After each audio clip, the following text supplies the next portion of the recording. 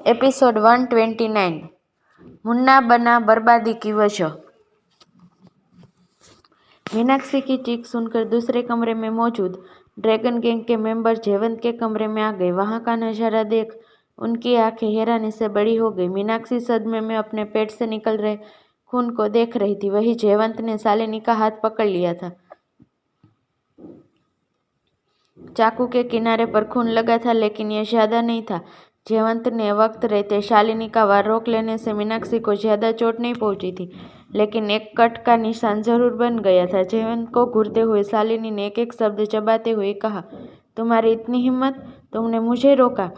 क्या तुम भूल गए हो ड्रैगन गैंग असली लीडर आज भी मैं हूँ? शालिनी को जवाब देने से पहले जयवंत ने अपने आदमियों को मीनाक्षी को वहां से ले जाने का इशारा किया। फिर कहा, नहीं भूला, याद है मुझे, ड्रैगन गैंग की लीडर तुम हो।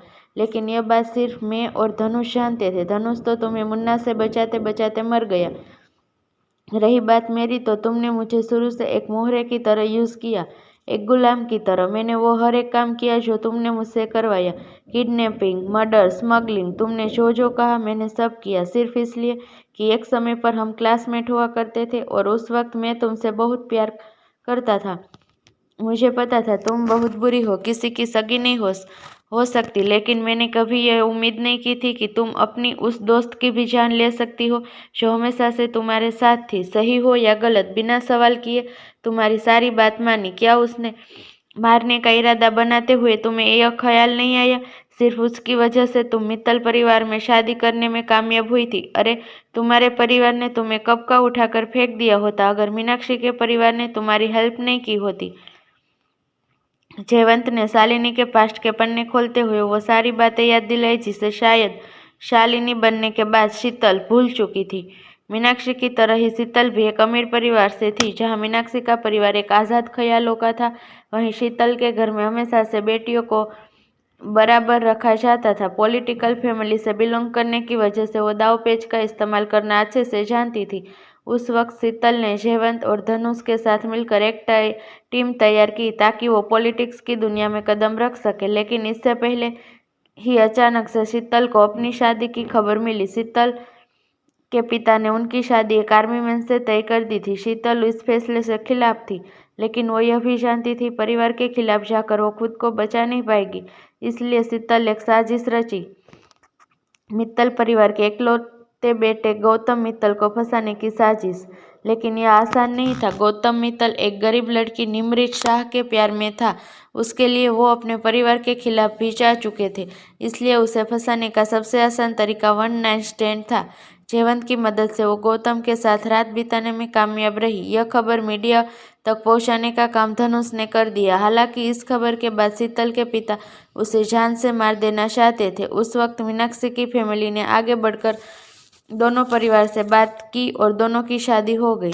इन सब में गौतम की गरीब प्रेमिका निमृत की जिंदगी बर्बाद हो गई। गौतम और उसका रिलेशनशिप हमेशा से पब्लिक रहा था। गौतम की शादी के बाद रिश्तेदारों और समाजों के तानों तले निमृत की शादी करा दी गई और 2 साल बाद एक एक्सीडेंट में निमृत के पति की मौत हो गई।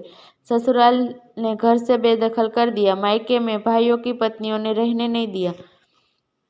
निमृत अकेले अपनी जिंदगी जीने लगी और इसी बीच उनकी मुलाकात एक बार फिर गौतम से हुई। कुछ मुलाकातों के बाद पुराना प्यार जागने लगा और एक रात ने उनके बीच की दूरियां खत्म कर दी। 9 महीने बाद मुन्ना का जन्म हुआ। निमृत ने गौतम से दूरी बना ली, लेकिन यह सिलसिला सिर्फ 3 साल तक चला। बेटे का प्यार उन्हें निमृत के पास वापस खींच लाया। इस बीच वो भूल ही गए थे कि उनकी एक पत्नी भी थी।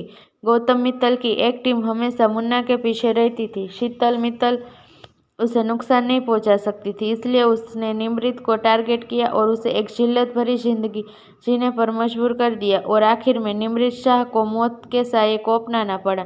शीतल को फिर से यह सब याद दिलाते हुए जयवंत ने कहा, तुम खुद जैसी थी, तुमने अपनी बेटियों को भी वैसा ही बना दिया।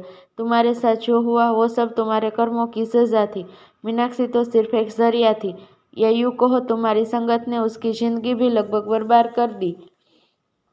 कहते हुए जयवंत रुका और एक लंबी सांस लेते हुए दोबारा कहा, मुझे खबर मिली है जिस लड़की को 3 साल पहले लारा ने मारने की कोशिश की थी, मुन्ना उसे अपनी बहन मानता है। यह सुनने के बाद भी शीतल ने रिएक्ट नहीं किया तो जयवंत मजाकिया ढंग से हंसते हुए बोला, क्या कनेक्शन है? अब तक बस सुनता आया था। इंसान अपनी बर्बादी की वजह खुद बनता है।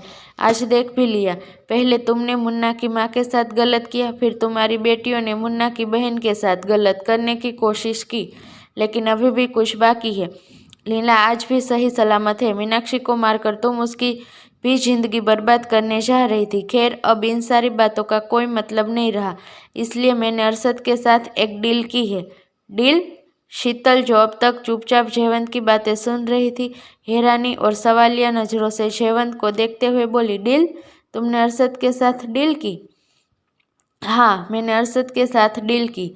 जयवंत बोला, यह सिर्फ इसलिए है कि एक समय पर मैंने तुम्हें प्यार किया था, तुम्हारे बुरे कामों में बराबर का हकदार भी हूँ, और इसलिए भी कि मैं लीना को बचाना चाहता हूँ। देखो शीतल, तुम अच्छे से जानती हो, लीना कभी अपनी बहनों की तरह नहीं बनना चाहती थी। वो कीचड़ में खिला एक कमल का फूल है जो सिर्फ एक सिंपल लाइफ जीना चाहती थी। लारा के दबाव में उसने भले ही उसका साथ दिया हो, लेकिन उसका इंटेंशन कभी गलत नहीं था। वो इस वक्त कहाँ है हम नहीं जानते, लेकिन जहाँ भी है उसका प्यार उसके साथ है। इसलिए मैंने अरशद के कहने पर तुम्हें, लियाना को और खुद को पुलिस को सरेंडर करने का फैसला कर लिया। बदले में अरशद लीना की तलाश बंद करवा देगा। लेकिन तुम ऐसा कैसे कर सकते हो? तुम मेरी और मेरी बेटी की जिंदगी का फैसला कैसे कर सकते हो? नहीं, मैं खुद को सरेंडर नहीं करूंगी। मेरे पास मौका है, मैं लियाना को लेकर भाग सकती हूँ, शीतल ने कहा और वहां से जाने लगी। जयवंत ने आगे बढ़कर शीतल को रोक दिया।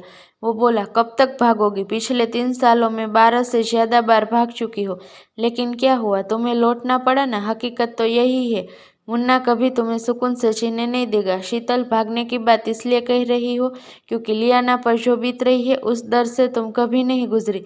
शुक्र करो मुन्ना ने तुम्हारी उम्र का लिहाज किया, वरना जिस तरह का मिजाज उसका है वो तुम्हारे साथ गलत करवाने से भी पीछे नहीं हटेगा। तुम्हारी एक गलती उसे और नीचे गिरने पर मजबूर कर देगी। मेरी बात समझो। शालिनी के किरदार से बाहर आ जाओ। नाम बदल लेने से गुनाह नहीं बदल जाते, और अब तो तुम चाहकर भी नहीं भाग सकती। पुलिस बस आती ही होगी। कहते हुए जयवंत के होठों पर एक सुकून भरी स्माइल थी, जैसे उनसे पहले ही खुद को तैयार कर लिया हो। शीतल धम से नीचे गिर गई। उनकी जिंदगी में उन्हें आज एक ऐसे मोड़ पर खड़ा कर दिया था जहां से वो अपने पास्ट को तो देख सकती थी, लेकिन वापस नहीं लौट सकती थी। जयवंत शीतल के पास बैठ गया। शीतल को देखते हुए उसकी आंखों में बस प्यार था, वही प्यार जो पहली बार उसने शीतल को कॉलेज में देखकर महसूस किया था। शीतल से मुलाकात के बाद ही उसे पता चल गया था, उसका और शीतल का कोई फ्यूचर नहीं था। ना ही उसने खुद को कभी शीतल के काबिल भी समझा। बस उसे प्यार किया, ऐसा प्यार जिसकी चाहत बस शीतल की खुशी थी, और उसकी खुशी के लिए उसने हर एक गलत काम किया जो शीतल ने उसे करवाया। उसे अपने किए का एहसास था और अंजाम भी पता था, और ऐसा भी नहीं था उसने शीतल को समझाया नहीं, लेकिन शीतल ने कभी उसकी सुनी ही नहीं। कुछ पल शीतल को देखने के बाद उसने नजरें फेर ली। कुछ सोचकर वो हंसते हुए बोला, हम पहले कैदी होंगे जिन्हें मौत और फांसी की सजा में से कोई एक सजा चुनने का हक मिला है। मैं जानता था तुम जीना चाहती हो, इसलिए मैंने तुम्हारे लिए उम्र कैद की सजा चुनी, और खुद के लिए। वो मुस्कुरा दिया। शीतल ने जयवंत को देखा, लेकिन कुछ कहा नहीं। शायद अभी भी उसे अपनी गलतियों का एहसास नहीं था। जयवंत कमरे से बाहर जाने लगा, तभी शीतल ने कहा, तुमने खुद के लिए फांसी चुनी है। यह ऑप्शन जरूर अरशद ने तुम्हारे सामने रखे होंगे। मैं जानना चाहती हूँ वो आदमी कौन है। कहने को तो सब उसे अंडरवर्ल्ड का डॉन कहते हैं, लेकिन वो कोई डॉन नहीं है। अगर ऐसा होता तो अब तक कानून के हाथ उस तक पहुँच चुके होते, लेकिन वो कानून से कई गुना आगे है। मैं चाहती हूँ जब तुमसे तुम्हारी आखिरी इच्छा पूछी जाए, उस वक्त तुम अरशद से मिलो और उससे उसकी असली पहचान पूछो। जयवंत ने जवाब नहीं दिया और कमरे से बाहर चला गया। उसके जाते ही अब तक शांत बैठी शीतल की आंखें गुस्से से फड़फड़ाने लगी। वहीं सिंघानिया पैलेस का लिविंग रूम। मीनाक्षी नजरें झुकाए सोफे पर बैठी थी। उनके पेट की चोट पर पट्टियां बंधी थी। उनकी तरफ देखते हुए सबके एक्सप्रेशन अलग थे। जहां अथर्व और प्रत्युष की आंखों में सवाल थे, वहीं अरशद खामोश था, तो महेंद्र सिंघानिया का चेहरा गुस्से से लाल हो चुका था। छड़ी पर अपनी पकड़ टाइट कसते हुए वो मीनाक्षी को डांटते हुए कह रहे थे, मैं जानता था तुम फिर कोई मुसीबत खड़ी करने जा रही हो, लेकिन मैंने यह कभी नहीं सोचा था ड्रैगन गैंग का लीडर तुम्हारा कॉलेज का दोस्त होगा। मैं हैरान इस बात से हूँ कि मैं आज तक इस सोच से अनजान रहा। आखिर तुम इतनी चालाक कब से हो गई मीनाक्षी? तुम ना सिर्फ एक गैंग को जानती थी बल्कि तुम्हारी उनसे करीबी जान पहचान थी। तुम्हें पता भी है तुम्हारी यह जान पहचान तुम्हें लॉकअप तक ले जा सकती है। देखा जाए तो मेरी भी गलती है, मैं कभी इस बारे में पता नहीं कर पाया। भगवान का शुक्र मनाओ, तुम्हारी जान बच गई। एक लंबी डांट सुनते हुए भी मीनाक्षी जी ने सर ऊपर नहीं किया। उन्हें छोटे बच्चे की तरह डांट सुनता देख प्रत्युष हंसते हुए अमृता जी से बोला, मॉम, आपको ऐसा नहीं फील हो रहा जैसे हम प्रिंसिपल के ऑफिस में खड़े हैं?